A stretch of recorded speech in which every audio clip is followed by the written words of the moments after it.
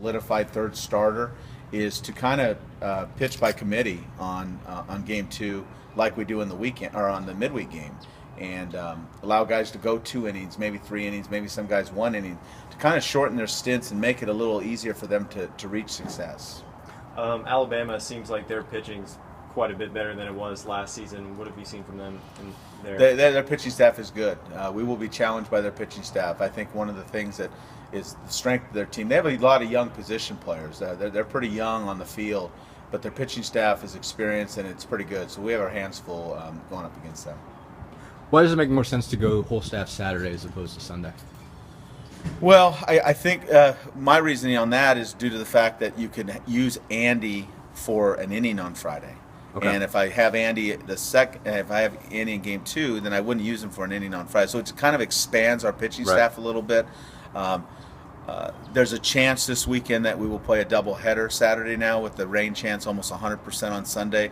So that kind of puts a little bit of a kink in the plan. If that is the case, then Andy would probably go game 2, and then we'd go by committee in game 3, if that's the case. What made you decide to have Andy the one guy that you know is going to start? I guess is it something that he's done, or do you just feel like you got to throw him back into that fire, because he's got the best stuff? I just feel Andy has to pitch for us, has to be a starter for us, especially with how we're down, at least one guy. I think Andy has to pitch for us, and I can't keep buffering. Well, he's better out of the bullpen than he is as a starter. We need Andy Cox as a starter, and like I said to him yesterday when he threw his bullpen, is we got to put in the past what has happened of your struggles early on. Your stuff is too good, and you just got to go out, and if you make slight adjustments and throw more strikes, the game's going to be a lot easier for you. What does he have to learn to do with his fastball? I guess just to be able to pitch to contact, to be able to throw that thing in the zone. Trust is a big word in our sport. Trust is a big part of success. He's just got to trust that his stuff is good enough that he could throw it. It's not a mechanical thing. I think if it's anything mechanical, it's between the 2 ears, and we just got to get that fixed with him and allow him to trust that. To let your defense help you, and it's not about swing and misses. It's not about making offensive hitters look bad. It's about just making pitches. Does he think he doesn't have enough velocity? Is that kind of what it comes back to? No, I don't think so. I don't think it has anything to do with anything. I think it's just a little mental block that I think at times Andy's he's a thinker. Right. And sometimes you can't think out there. You just got to react, and you just got to go out and compete. I've always said to guys, if you're out there thinking, you can't compete.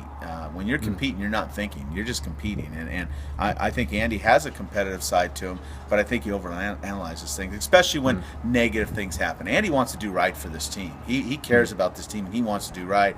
And I think that it puts a lot of pressure on him when he doesn't feel that he's serving his role for this team. As far as the whole staff day is concerned, I mean, are you viewing that kind of as another tryout, or how are you sort of viewing the third? Well, I would love to be very confident about a guy coming out of that, and a guy that can go out and I know I can hand the ball and he gives us 6 or 7 innings. But if you look at our midweek games, now obviously we're not playing SEC opponents, right? But our midweek games, I feel for the most part, the guys have done a pretty good job in short stints, and I think reality's reality. We may have a couple stars on this staff right now and a lot of other guys that are 2 or 3 inning guys. If that's the case, then I got to make best for what we have going for us. You feel like Lipinski can be a guy that you can stretch out a little bit, or is he a 2-3 inning guy? Well, I mean, he has the mentality to do it. It's whether he has the endurance to do it. We've maxed him out at 3. He works pretty hard out there. It's a max effort every time he's out there. I mean, he's passionate when he's out there, and he's got a presence. I just wonder how that will carry over for 4, 5, 6 innings. I'm not saying that's out of the question. There's a lot of guys that I have on my mind that are capable of doing it.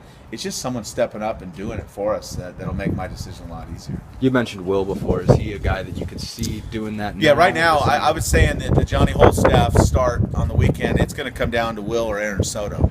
Those would be the 2 guys that I think will be the guys that will go out as that starter. But again, what do they start? They come in, they're all going to go about 2 or 3 innings. So I guess it's not a matter. I will make my decision down the line by what I see out of those 2 or 3 innings to see which guy ends up being the guy that represented it. In a perfect world, I don't want to go Johnny Holt staff every weekend. Right. I'd like to solidify somebody. but it's a matter of, it's not what I want, it's what they prove to me that someone that can do for us. Have you decided who your guys are going to be for that day? I mean, you said Will or Aaron, so I imagine. Well, Will Neely will be one of those. Aaron Soto will be one of those. Daniel Vasquez will be one of those. Eric Freeman will be one of those. Obviously, Zach Reed will be coming out of the bullpen, the specialty. You got Kane, Stephen Kane. So right. we have some choices. We have some choices of some guys to choose from in that mix. Last thing, I mean, how do you think offensively? How do you think the guys have handled it, not having Jeff at the top of the lineup? You know, I think we've handled it well. You know, Jeff's going to go on this trip with us. We're taking Jeff with us because that's the kind of teammate he is to this team. We'll be one man down on our 27-man roster, but Jeff is that kind of teammate. Jeff's been out for a week now, and Jeff was sitting in the corner here the other night trying to get location and pitches from the other team. That's what Jeff Moberg brings to this team. It hurts us physically that he's not in our lineup, but I think as long as he's still with our team, I think for the guys it feels like he's kind of in our lineup, to be honest with you.